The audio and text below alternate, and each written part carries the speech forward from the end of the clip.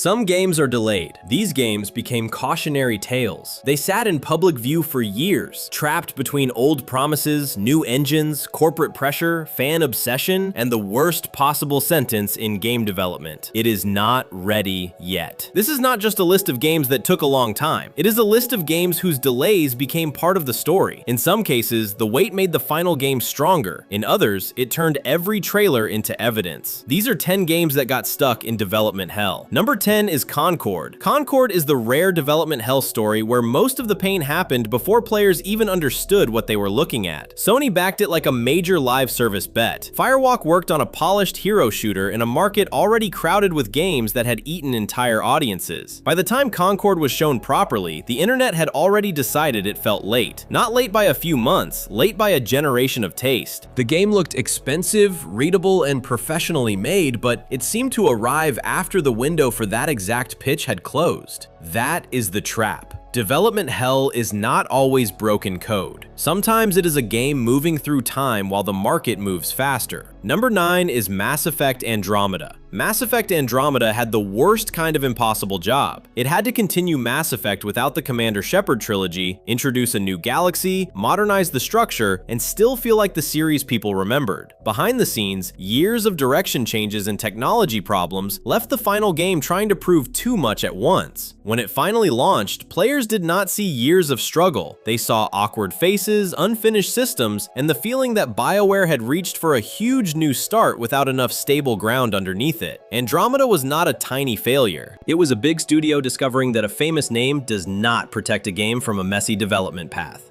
Number 8 is Kerbal Space Program 2. Kerbal Space Program 2 was supposed to be the cleaner, bigger, more welcoming version of one of PC gaming's great science toys. Colonies, interstellar travel, multiplayer, better tutorials, bigger dreams. The promise was enormous because the first game had already taught players to imagine impossible rockets. Then early access arrived and the dream felt far away. Performance struggled, core features were missing, updates moved slowly, the roadmap became heavier than the game in front of players. The cruel part is that Kerbal fans understand long experiments. They are patient by nature, but even patient audiences need evidence that the rocket is climbing, not just shaking on the pad. Number 7 is Bloodborne. Bloodborne is a strange case because the game itself came out. The development hell is everything after it. For years, players have waited for a PC port, a remaster, a sequel, a frame rate patch, or just a clear answer from Sony. Instead, Bloodborne became a silence machine. Every event creates hope. Every rumor creates another cycle. Modders showed what higher frame rates could look like. Fans proved demand never went away. Sony kept owning one of the most beloved games on PlayStation while doing almost nothing visible with it. That is a different kind of hell. Not a game unable to launch, but a game unable to move forward because the company holding it will not open the door. Number 6 is Deltarune. Deltarune is development hell with a softer face. Toby Fox released Chapter 1 for free, then Chapter 2, and suddenly players were waiting inside a mystery that kept getting bigger. The project was not dead. It was alive, funny, weird, and clearly handmade. But that is exactly why the wait became so intense. Deltarune is not a content machine. It is a strange, authored thing with battles, music, jokes, secrets, and emotional traps that only work if they are tuned carefully. Fans wanted speed. The game needed precision.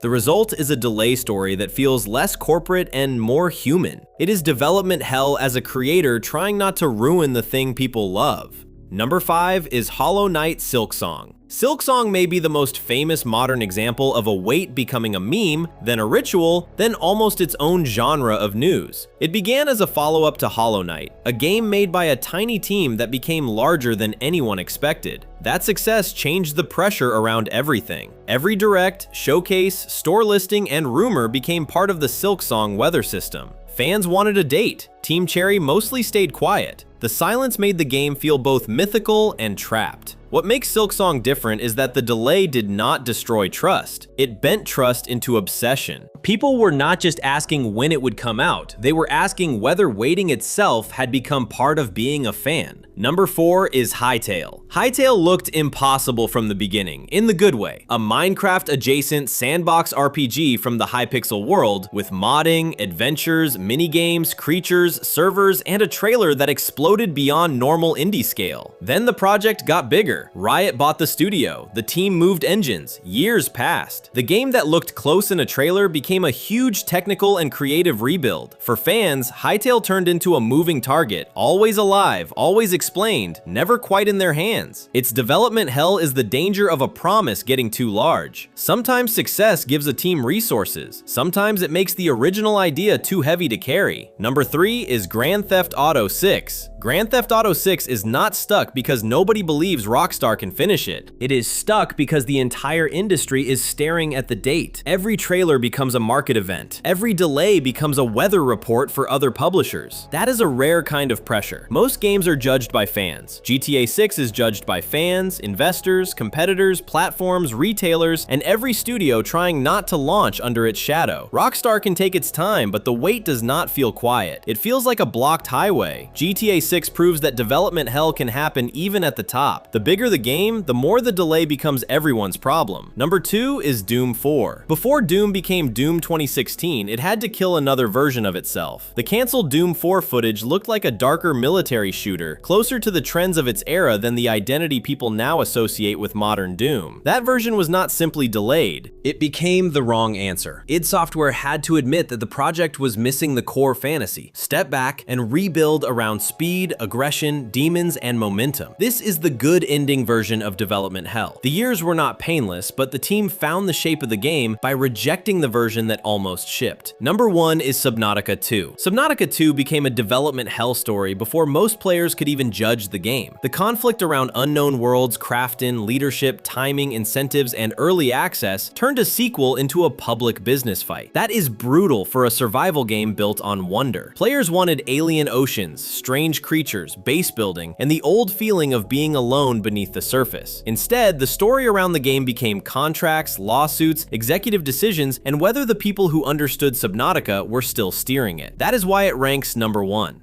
Development hell is usually invisible until the game comes out broken. Subnautica 2 showed the machinery while it was still moving. The scary part was not just whether the sequel would be good, it was whether the soul of the series could survive the fight around it. Put these games together and the pattern is clear. Development hell is not one problem. It can be a market moving too fast, a sequel carrying too much history, a studio losing direction, a fan base waiting too loudly, or a company turning a game into a financial object before it becomes a world. The wait is not always fatal. Doom escaped it, Silksong turned it into mythology. GTA 6 may turn it into a record-breaking launch, but the longer a game stays trapped, the more every promise becomes heavier. At some point, players stop asking when it is coming out and start asking what the wait has done to it.